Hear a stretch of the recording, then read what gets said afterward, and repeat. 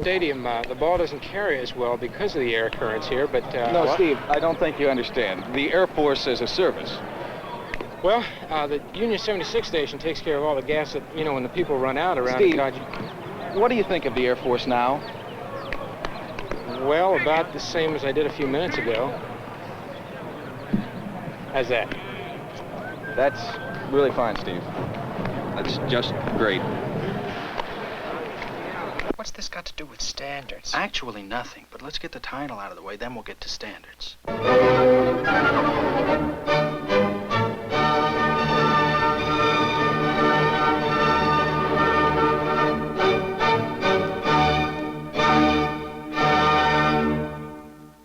Nighttime is the right time for these AC-130 gunships operating in Southeast Asia.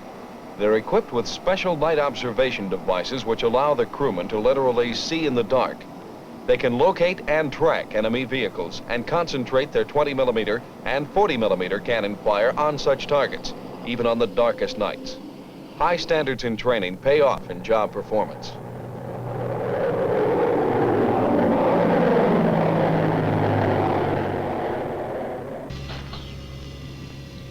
Okay, that hit 3 low. There's a hit just on blower. Oh, let's go. Nice hit. Oh, way to go, fella. Okay, got any more? Wow. That's a boat? You betcha. Direct hit on tank 1 of target 4. Okay. Ahead, he's moving. Hit him right on. Oh, right! Right on that turning. I don't know, do we get him? Direct hit. Right under him. Fire. Bomb hit him. Hold your fire for a second here. General, could you, without going through place name by place name, compare roughly the effect of the campaign now as compared to the campaign in 1967 and 1968? Well, I don't think I can really compare two campaigns because really the effectiveness of air power has to do as how it's applied for the national objectives and limitations of U.S. policy. I can compare the day-to-day capabilities, however. The day-to-day capabilities today versus in the previous campaign are greatly improved because of the improvements in the weaponry itself. The guided bombs obviously have a great increase in effectiveness because of the improvement in the aircraft and the aircraft systems, the navigational aids, the onboard electronics, the electronic countermeasures, and also our training has got to be better than it was at that point in time because we have the experience of the previous campaign on which to base our training. Why are your aircraft losses running so low this time compared to what they were in 67, 68? Well, I think that a lot of it has to do with the very things that I just mentioned, the electronic countermeasures, improvements in our tactics based on experience.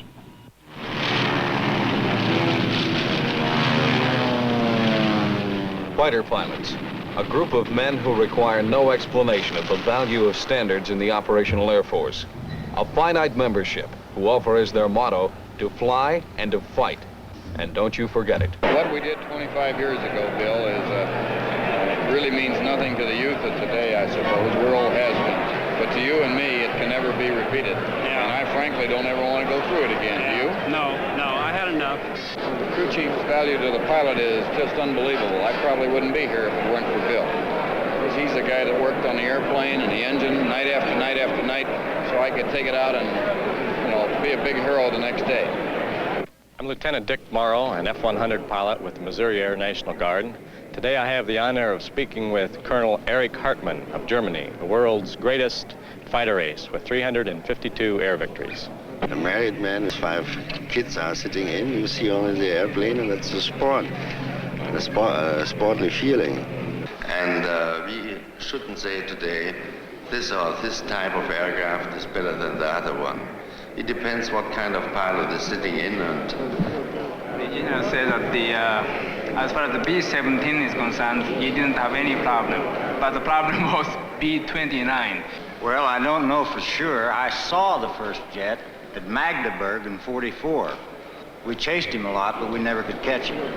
After the war, when you were captured or imprisoned by the Russians, you spent 10 years there. Yes. That's a long time in a Russian prison camp, isn't it? That's a very long time. Not only in a Russian prison camp, it would be a long time in American or in a German or somewhere camp. That is a lost life. The only thing what you keep, that you get through healthy such kind of time, is that you have a good family at home, or that you are very praiseful and believing to God, or you are a fanatically nationalist, that you believe to your country.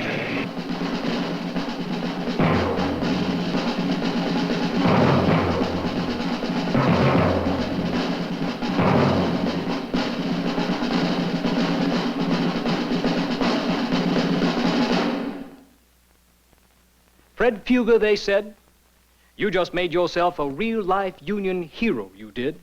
That's very funny.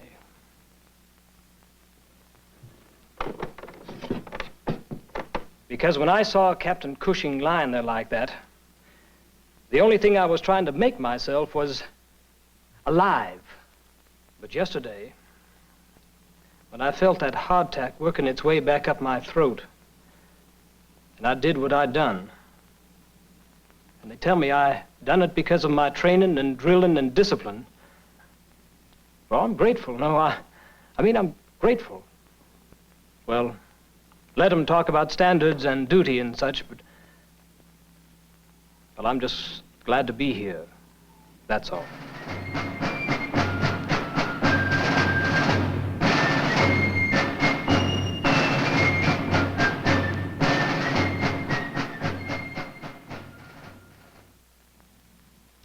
If our Smith should ever weight this sword properly, that to me would be the greatest single accomplishment of the American Revolution.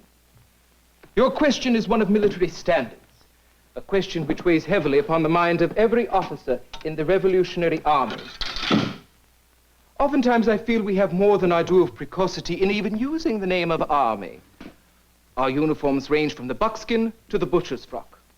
Our weapons from muskets to the pitchforks of our landowners. And yet, must we not uphold the same high military standards in which our pernicious cousins, the British, have been so well trained and drilled? What is it that separates us from our oppressors? I was born in Sussex. I speak the same tongue, and I eat the same food. Is it not then a paradox that this infantile country's survival depends so entirely upon the simultaneous proliferation of two conflicting standards? As citizens, we preach a system of democracy ruled by the people, for the people. Yet as soldiers, we must live by basically the same standards which every army before us has been pledged to uphold. Exactly how does one arrive at a majority-approved consensus? Who will brave the British onslaught, and who will turn tail at the first sight of the crimson? But when the cannon roar grows deafening, either this American army will learn to respond without question, or this American country will redevelop their taste for gin and the Union Jack.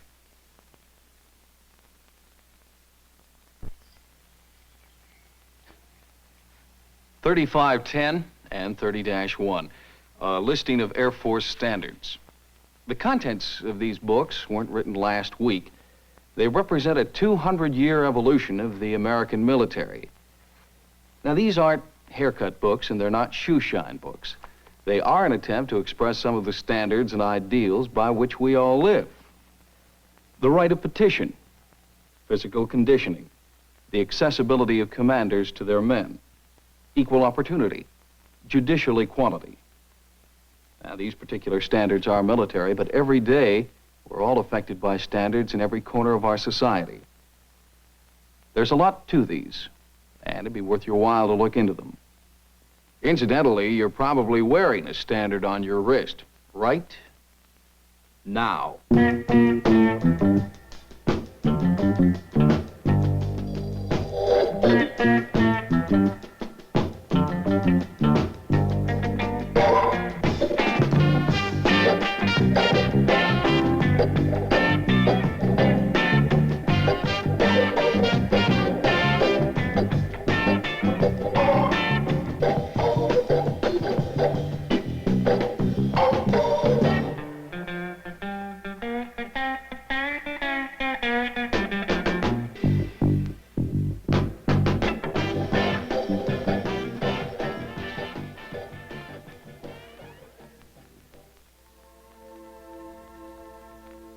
50 years ago, international bicycle racing was dominated by American cyclists.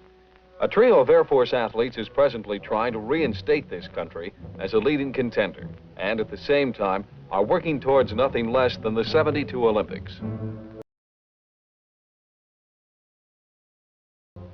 My name is Bill Guazzo.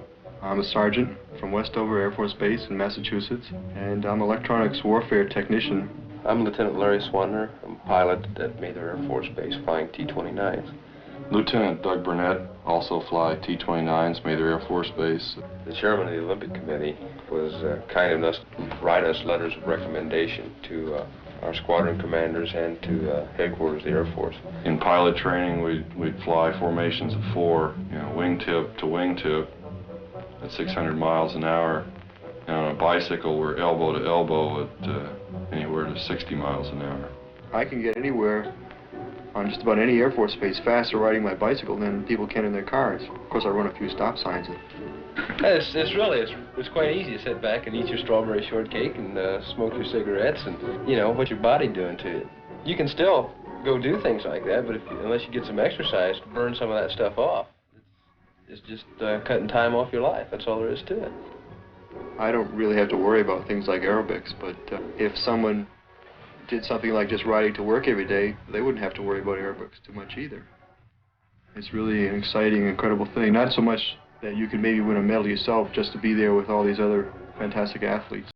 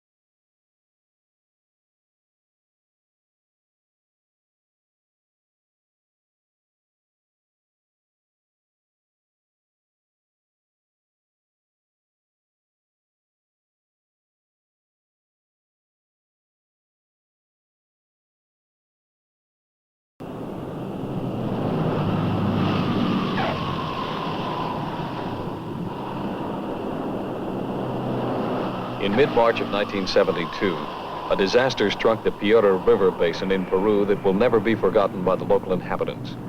A combination of unusually heavy rains and an earthquake caused extensive damage to the lowland areas. On March 25th, the United States Embassy in Lima asked the Air Force Southern Command for assistance. By April 3rd, Air Force C-130s and 2 twin Hueys from Howard Air Force Base in the Canal Zone had carried 244,000 pounds of food, fuel, clothing, and medical supplies to the twin cities of Anta and Piura.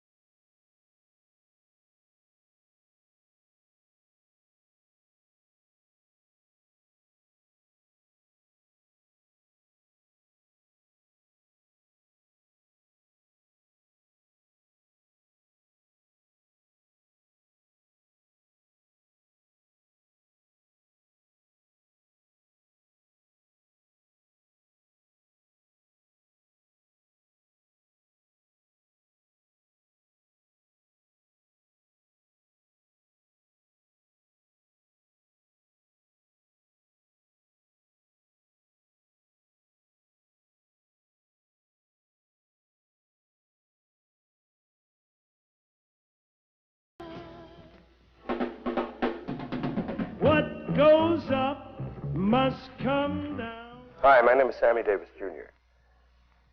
I just had one of the most thrilling experiences of my life. Recently, I had the good fortune to go to Vietnam with my entire show. Entertained some of my brothers and my good cousins who were over there, wanting desperately to come home, I might add. But while they're there, man, they're taking care of business, as we say. It's so funny about show business. One does a lot of shows. I've been in show business as long as I have. I've been in it over 40 years. But I can never remember having a greater audience in my life. It wasn't so much the applause or the natural enthusiasm that they had for the entire show. It was just shaking hands with a cat, saying, right on, peace, baby. Sometimes just looking at a guy's face and knowing that he was saying in 1,000 different ways, hey, man, thank you for coming over. I hope you bear in mind that there are a couple of things that you just can't put down on film, no matter how good the crew is. You can't put down the heart, the soul, certain feelings like we all receive. Feelings, I guess, that we weren't considered strangers or visitors. We were considered family and friends. Each and every one of the cats treated us that way. It was nice rapping with the guys. It was nice being there. But like I say all the time, I hope that if I'm ever asked to go, I think everybody knows I'll go again, but as I was about to say, I hope I never have to go back to Nam. I hope there will be nobody there at all for me to entertain or to rap with. I hope everybody will be home. When you think about the show, think about peace. Peace, love, togetherness. Peace and love, togetherness, man. And that's what it's all about in the final analysis. The major immediate goal of our foreign policy is to bring an end to the war in Vietnam in a way that our generation will be remembered not so much as the generation that suffered in war, but more for the fact that we had the courage and character to win the kind of a just peace that the next generation was able to keep.